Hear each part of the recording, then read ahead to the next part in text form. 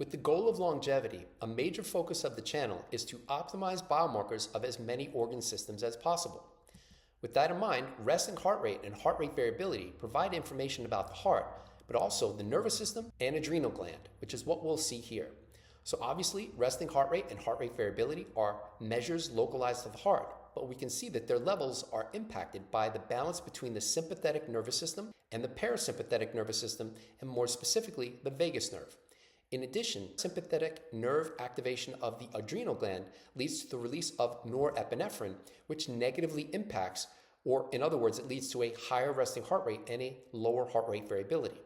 So collectively, we can see that HRV and resting heart rate is an integrated measure of 3 organ systems, which then raises the question of what's optimal. Generally, a higher heart rate variability in combination with a low resting heart rate is optimal. And if you want to see those data, I have a new Patreon tier dedicated specifically to what's optimal for biomarkers, which includes data for HRV and resting heart rate. In addition to data for HRV and resting heart rate, it also includes data for 35 other biomarkers, more than 2 hours of video content, 57 published references. And these aren't the reference ranges, which is what you can get from any LLM these days. This is what may be optimal based on how each of these biomarkers changes during aging and or associations with all-cause mortality risk in the largest studies that exist. So if you're interested in that, check it out. All right, so what's my data? As I now have close to 2,800 days of tracked data for HRV and resting heart rate. Let's start off with the data for resting heart rate. And I first started tracking this in 2018, August of 2018, and we're gonna see data that goes through the end of February 2026, which is what we'll see here, with resting heart rate in beats per minute on the y-axis plotted against time on the x. And note that these data are generated by Whoop. This is just what I've worn throughout the whole period, going back to 2018. I'm not here to say that they're the best. Generally, the fitness trackers, whether it's Apple, Garmin, Oura, they're all pretty good, at least based on the published literature for the ability to quantify HRV and resting heart rate. What's optimal for sleep is a different story, but that too is a story for another day. When I first started tracking the resting heart rate using Whoop, it was an average of 51 beats per minute in 2018. And note that each data point is a single day's worth of data on this plot. So this is all of the data, almost 2,800 days of data. So an average of 51 beats per minute in 2018. And then I was able to sequentially reduce it almost every year since, with an average around 49, 48, 47, 45, 43, 42 in 2024, and then I had a bit of a regression in 2025 with an average of 43 beats per minute. But since then, I've gotten it back on the right track with an average of 41.4 beats per minute over the first 2 months in 2025. Collectively from these data, we can see that I've reduced my average resting heart rate, looking at all of the data, from 51 to 41 beats per minute since I started tracking in 2018. But is a low resting heart rate indicative of youth or aging? And we can see why I'm asking that question with this plot here, where we've got average resting heart rate on the y-axis plotted against age on the x. Resting heart rates in youth are relatively low, but then we can see that they increase, and the data in men is in blue and the data in women is in green. Nonetheless, for both, we can see that there's an age-related increase until the early 50s for the resting heart rate.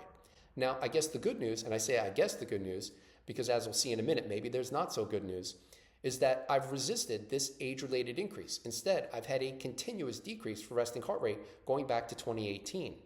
On the other hand, note what happens after around the early 50s. We can see that for both men and women, resting heart rate declines, which then raises the question of, am I experiencing an age-related resting heart rate decline? So maybe this isn't good news that I've lowered my resting heart rate, which then brings us back to addressing this question. Is a low resting heart rate indicative of youth or aging?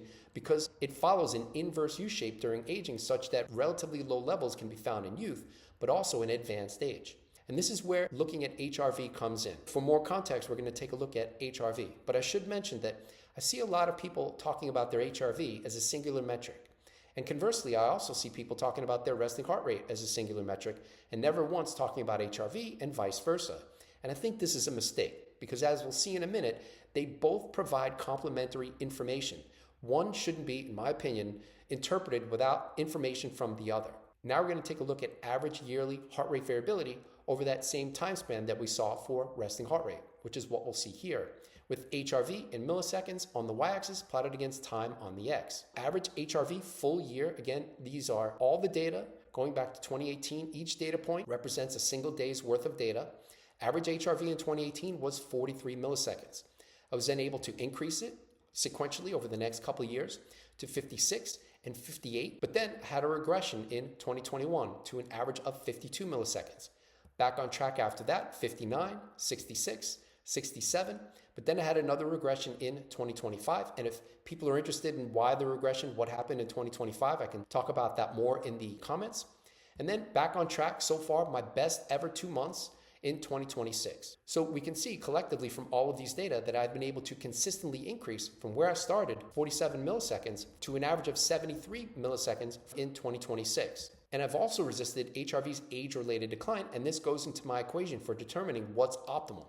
So HRV declines during aging, so that I've reversed that trend. We can now address this question of, is a low resting heart rate indicative of youth or aging? Within that context, when HRV is relatively high and resting heart rate is low, this is more likely to be found in youth than older ages. Just to put that into context, when considering that resting heart rate declines after the age of 50 and heart rate variability declines during aging, we could expect to see low resting heart rates with also a low or declining heart rate variability.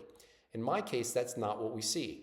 I've reduced my resting heart rate while conversely increasing my HRV. Higher HRVs are more likely to be found in youth, not in older ages. So my interpretation of this is good news, the combination of a high HRV with a low resting heart rate. But more specifically, what's contributing to improvements for both HRV and resting heart rate since 2018? And I've covered a couple of these in earlier videos, so I won't rehash that for this video, but they include weight loss, including improved body composition. And I should say, I wasn't going from overweight. I was going from the high end of the lean range, so a BMI close to 25, down to around 22. So that 20-pound weight loss was associated with a HRV increase into the 60s from about 47.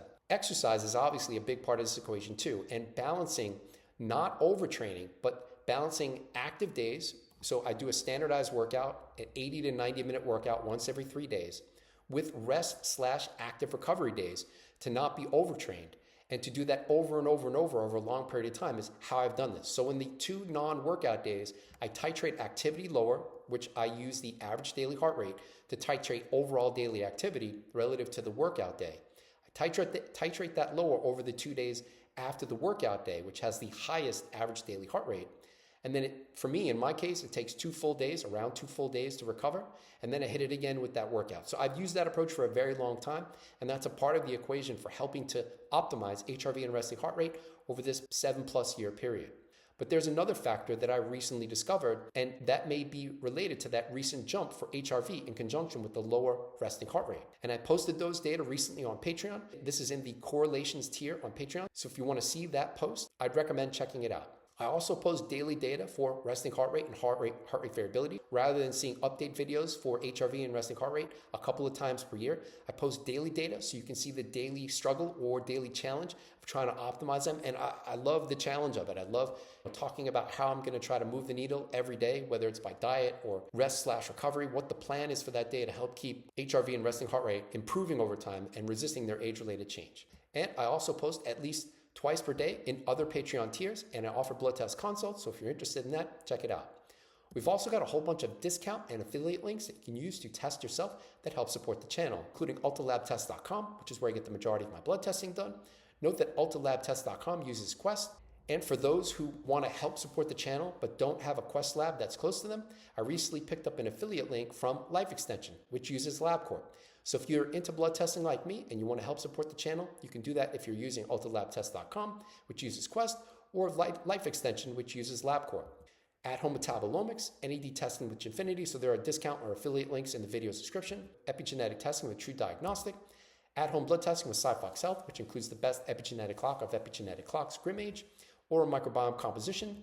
Diet tracking with Cornometer, green tea, the clearly filtered water filter, or if you'd like to support the channel, you can do that with the website Buy Me a Coffee. And I should say I'm using or have recently used all of these links. I haven't done the epigenetic testing with True Diagnostic in a while because even though Dunedin Pace is a great epigenetic clock, I'd rather measure the actual biomarkers, but maybe you want to measure the epigenetics. So I'd say go for it, and you can help support the channel if you use the affiliate links in the video's description. We've also got merch, including Data is my North Star, Figuring Stuff Out is my drug, which I've got on here, or the ConquerAging or Die Trying logo. Link in the video's description. Thanks for watching. I hope that you enjoyed the video. Have a great day.